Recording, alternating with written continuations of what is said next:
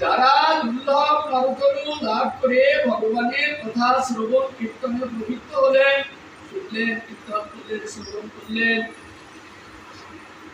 তারা নরকের দুয়ার থেকে পরিত্রাণ এবং আজও কালও এক জন্মে হোক আর 1000 জন্মে হোক, তারা একদিন না একদিন গৌর গোবিন্দ চরণ কমল পেয়ে তারা ভগবানের কীর্তন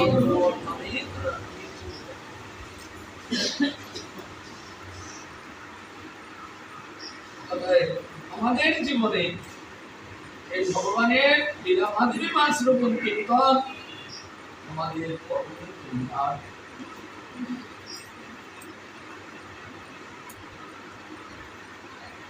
তাই অদিতি ঋষির কাছে সমস্ত দেবতারা তাদের তার পুত্ররূপে আসবে এইটা তিনি প্রার্থনা করলেন।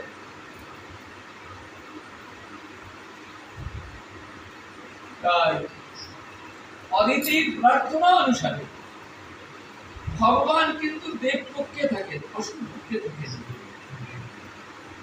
অনেক কথা তো সম্পর্কে তো বলতে গেলে অনেক সময় লাগে। ভগবান কখনো অসুর পক্ষে থাকেন, আর অসুরটা ভগবানের শত্রু।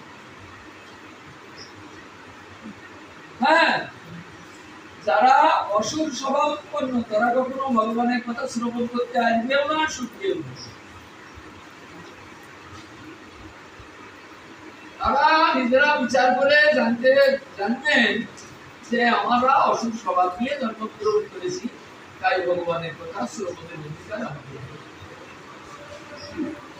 যারা ভগবানের কথা শ্রবণ কীর্তনে মনোনিবেশ করেন বা সুখী আছেন, তারা জানবেন আমাদের বহু জন্মের কোন সুকৃতির পরিণত রূপ এই দেহটা আমি লাভ করেছি, তাই আমি গৌর গোবিন্দের কথা শ্রবণ কীর্তনের জন্য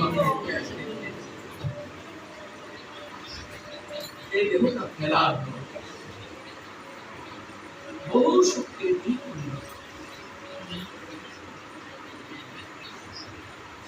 ভগবান চিন্তা করলেন যখন দেবতারা আসবে তখন আমি একটু আগে আগে যাই, কেননা দেবতারা এসে তো আমার শরণাপন্ন হবে।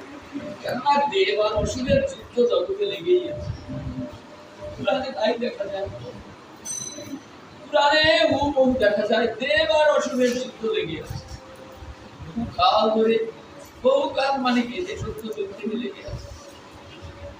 হ্যাঁ, দেব অসুরের যুদ্ধ। তো দেবতারা ভগবানের পক্ষে